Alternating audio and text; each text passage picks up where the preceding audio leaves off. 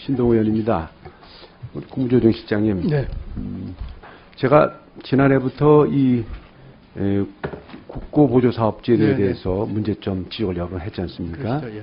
제도 자체는 좋은 취지로 시작을 했지만 이게 이제 지방 재정의 자율성을 저하시키고 또 심지어는 이 제도를 통해서 국가가 당연히 부담해야 할 사업을 지방에 전가시키는 문제까지도 오고 이게 최근에는 중앙과 지방 간의 갈등 문제를 유발하고 여러 가지 문제점이 있다는 걸 제가 지적을 했지 않습니까?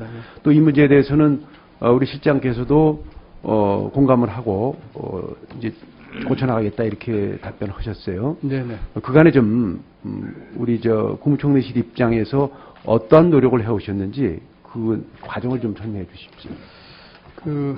여러 정책 조정 채널을 통해서 저희는 노력했다고 생각을 합니다. 예를 들면은 분권교부세 지방 이양됐던 것들 이번에 중앙 가져오는 것도 그렇고요. 또 최근에 이제 아동 학대 문제 나와서 거기에 나와 있는 것들 지난번 지방 분권세로 해서 지방 예능 사업들 되는 바람에 좀 여러 가지 지방에서 예산 지원이 좀 덜 되지 않았느냐 하는 측면도 최근에 보고 있고요.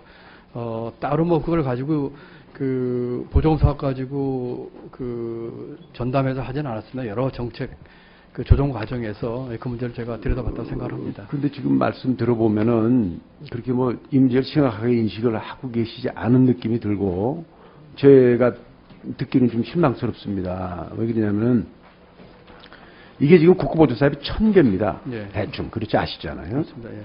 어마어마한 물량의 규모고 그러면은 이걸 그런 차원에서가 아니고 물론 이거 주무부서는 사실 기재부하고 예. 안행부가 해야 될 사항입니다만은 거기다 맡겨둬서는 안 될 것을 알기 때문에 제가 국무총리실에 얘기를 하는 겁니다. 예. 제가 이 문제는 이렇게 난 풀어갔으면 좋겠어요. 1000개 사업에 근본적으로 제도 개편으로 인해서 국가가 부담을 더한다거나 지방이 부담을 더한다는 일이 되면 그건 어려운 문제죠. 그렇죠. 그렇잖아요. 그렇습니다. 예. 그걸 흔들리지 않는 범위 내에서도 개선할 수 있다 이거예요. 그건 뭐냐면은 지금 이 국고보조 사업의 국고부담분과 지방부담이 딱 나와 있습니다. 그리고 국고가 추가로 부담 안 낳는 범위 내에서 어떻게 하냐면은 정리를 하세요.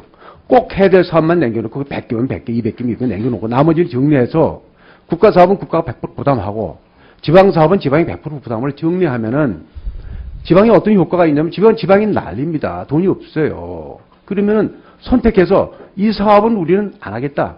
우리는 집중해서 선택과 집중으로 이 사업에 집중하겠다는 그런 자율적인 여지를 둘 수 있는 겁니다. 굉장히 중요한 건데 정부가 이걸 안 하고 있는 거예요. 당장의 제도 개편을 해서 자율성을 줄 수 있고 돈 부담도 안 드는 거죠. 추가로 국가가 부담을 덜어. 나 그런 얘기 안 합니다. 그건 어렵다는 걸 아시잖아요. 그렇죠? 그런데 의원님 그게 네. 이제 지금 말씀하신 우리 신 의원님께서 그 얘기를 여러 번 하셔서 저도 이제 재정당국하고 인제서 얘기도 하고 사실 이제 기재부도 지방 보조금에 대한 여러 가지 개편 노력을 안 하고 있는 건 아닙니다. 아닌데 지금 말씀하신 것처럼 중앙과 지방 간의 부담을 서로 간에 변하지 않는 범위에서 한다고 하는 것이 사실은 현실적으로 굉장히 어렵습니다.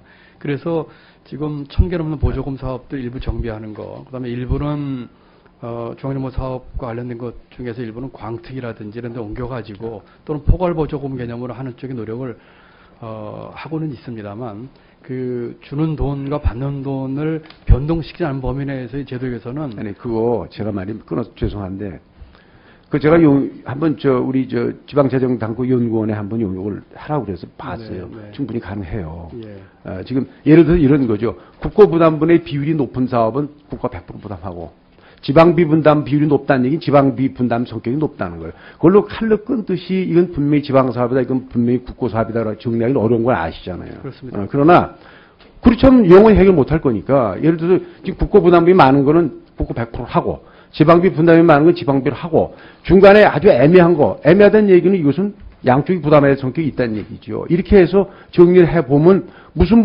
사업을 정리한다는 게 딱 나오더라고요. 이거를 지금 못 해나가면 못 합니다. 네. 제가 다음번 대정부 질의 때 이거 총리께 다시 질문할 테니까 네, 알겠습니다. 그때는 좀 답안을 좀 가져오셨으면 좋겠어요. 예, 취지는 공감합니다. 네, 그리고 보조율이 높은 사업들이 되게 중앙정부 위임 사무들이거든요. 그러니까 예, 알겠습니다. 충분히 할 수 있지 않습니다. 오늘 규제 개혁에 대한 얘기가 많이 나오는데 두 분 다 같이 들어보십시오. 사실은 이게 굉장히 어려운 문제입니다. 뭐 개념상은 명백한 거 아닙니까? 좋은 규제는 점점 더 해야 되고 나쁜 규제는 풀어야 한다. 그거 모르는 사람이 없죠. 뭐가 꼭 필요한 규제인지, 뭐가 해서는 안 될 규제인지를 이거 잘 모르는 거고, 제일 위험한 거는 좋은 규제인 줄 알고 했는데 의도와는 다른 나쁜 효과가 나타나는 경우가 제일 위험하죠. 그래서 이거를 획일적으로 놓고 사실은 하기는 어려운 문제입니다만은, 그러나 분명한 건 이런 건 있지 않습니까? 규제를 공무원들이 즐긴다는 건, 그거는 저도 공무원 해봤습니다만 맞습니다. 규제에서 권한이 나오는 거 아시잖아요. 내버려둬서는 과거의 규제는 안 없어지는 거죠. 그래서 분명히 규제 개혁에 대한 이건 노력은 해야 한다는 얘기입니다. 공정거래위원장님 최근에 이제 남양수업 건, 배상면 주가 자살건 등과 같이 해서 이제 대리점에 대한 가불 관계도 나왔지 않습니까? 이게 비교적 최근에 나왔습니다만은 지금 이제 여기에 대한 새로운 입법도 지금 진행 중에 있는 게 있지 않습니까? 예, 입법안이 그런데 제시되었습니다. 저는 걱정이 돼요. 이 대리점 관계가 대리점 유통 분량이 비중이 지금 줄고 있지 않습니까? 그렇습니다. 줄고 있습니다. 그러면 사실은 이게 영세 대리점들을 어떻게 하면 좀 도와주자, 본사들의 횡포를 좀 막아주자라고 출발한 규제인데 제가 지금 걱정되는 건 말이죠. 그렇게 순진한 만큼 기대만큼 안 움직여지면 어떡하자는 저는 우려를 좀 하고 있습니다. 예를 들면 이런 거죠.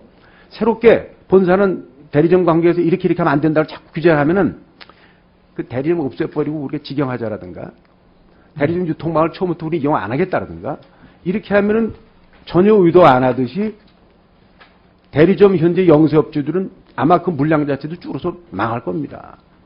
어떻게 생각하세요? 네, 그렇습니다. 옛날에는 뭐 전속 대리점도 굉장히 많았지만 물량이 줄다 보니까 유제품을 한 군데만 받아서는 안 됩니다. 그러니까 요즘은 이제 일반 대리점화하고 있고 또 각종 온라인이나 직접 거래할 수 있는 수단들이 굉장히 늘어났잖아요. SNS를 통해서 판매할 수도 있고 여러 가지가 많기 때문에 지금 사실 대리점의 그 점유율이 저는 2008년 저희 조사에서 46% 정도 됐는데 지금 2012년에는 41.8% 줄었습니다. 그래서 이렇게 급감하고 있는 하여튼 영업 환경이 아주 열악해지고 있기 때문에 저희 그런 걱정을 저희도 하고 있습니다. 예. 이게 지금 현재 대리점 관계에서 보면 되게 여러 가지 있습니다만 그 밀어내기가 사실은 주범아니에요. 예. 그렇죠. 근데 이게 현재 우리 공정거래법상 규제가 안 됩니까?